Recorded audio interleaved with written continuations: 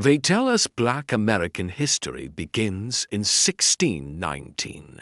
They tell us it began with slaves arriving in chains. They tell us this was the beginning. But beginnings are rarely honest when power writes the story. Because the truth is not only more disturbing, it is more human. Long before any ship reached America, African civilizations had already shaped the world. They built cities. They governed empires. They mastered agriculture, architecture, science, and trade. Africa was not a void waiting to be filled. It was full of languages, full of culture, full of people who knew exactly who they were. That matters, because history often begins Black Americans at the moment they were taken.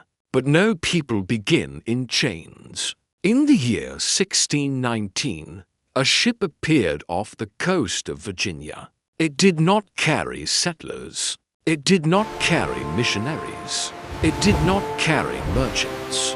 It carried 20 African people. Men, women, human beings. And for centuries, those people would be described with careful language. They would be called migrants, laborers, indentured servants. But words matter, because words can hide violence. And those words were chosen to conceal a crime. These Africans did not volunteer to come. They were not chasing opportunity. They were not seeking land. They were not immigrants. They were kidnapped, captured in West Africa, dragged from villages, separated from families, forced onto ships through terror and brutality. Some were seized during raids. Others were betrayed through trade agreements engineered by Europeans. But betrayal does not make theft less criminal. Men were beaten until resistance stopped. Women were violated to break spirits. Children were taken before they understood what words like freedom or homeland meant. This was not a journey. It was an abduction, and the ocean did not separate continents. It became a graveyard. To understand how those ships arrived, we must look beyond America. The Atlantic slave trade did not begin in 1619. By the time those ships reached Virginia, millions of Africans had already been stolen. This was not chaos. It was an industry. European empires built entire economies on human bodies.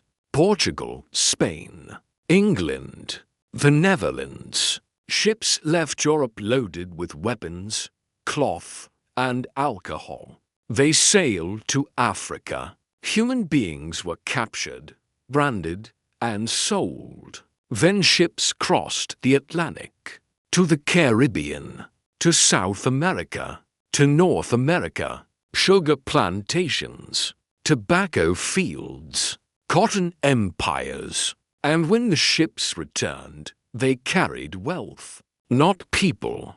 This system was called trade, but trade implies consent. This was theft. When the first Africans arrived in Virginia, they entered a colony still inventing itself. There were no clear laws about slavery yet, but there was something else. Fear. The colonists saw strength.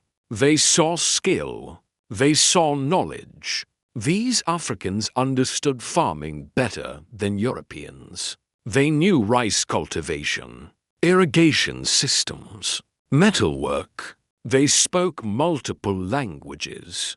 They understood governance. They understood survival. And knowledge is always threatening to power. At first, some Africans were treated like indentured servants. They labored for a set number of years. They worked alongside Europeans. Some even earned freedom.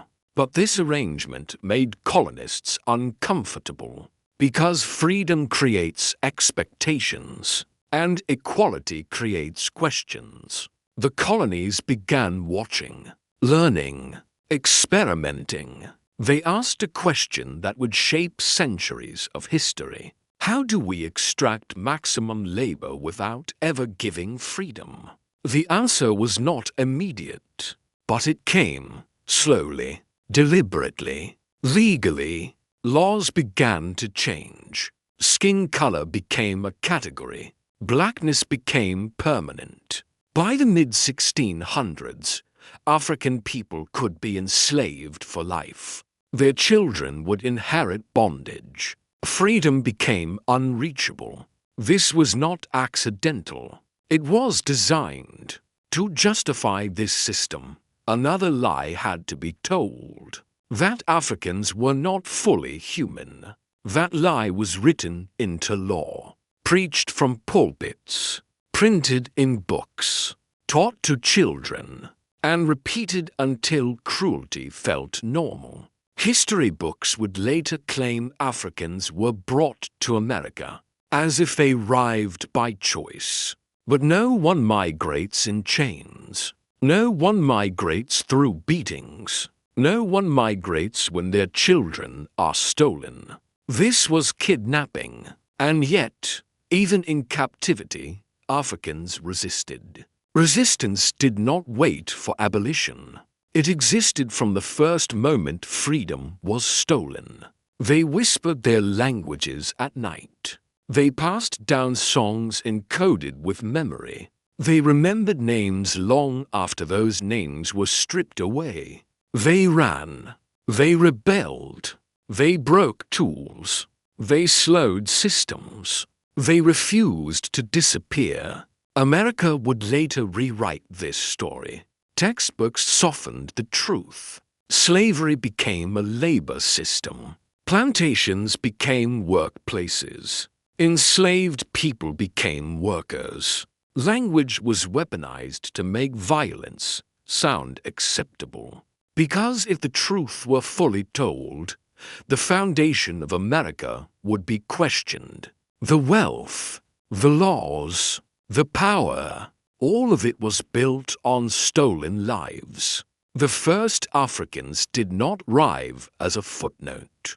They arrived as the beginning of a system that would define race in America. A system where freedom was racial and bondage was permanent. This was the moment Black America was born, not only in chains, but in resistance. Because survival was not accidental, it was deliberate, and the lie that justified slavery did not disappear. It evolved. It shaped policing, education, housing, opportunity. The first ships did not just deliver people. They delivered an idea that some lives mattered less, and that idea still echoes today. In the next episode, we expose how slavery became law, how freedom was restricted, and how race was invented to protect power. If you want to understand Black America beyond stereotypes, beyond myths, beyond lies, subscribe now. Because the next chapter reveals how a nation chose injustice and called it order.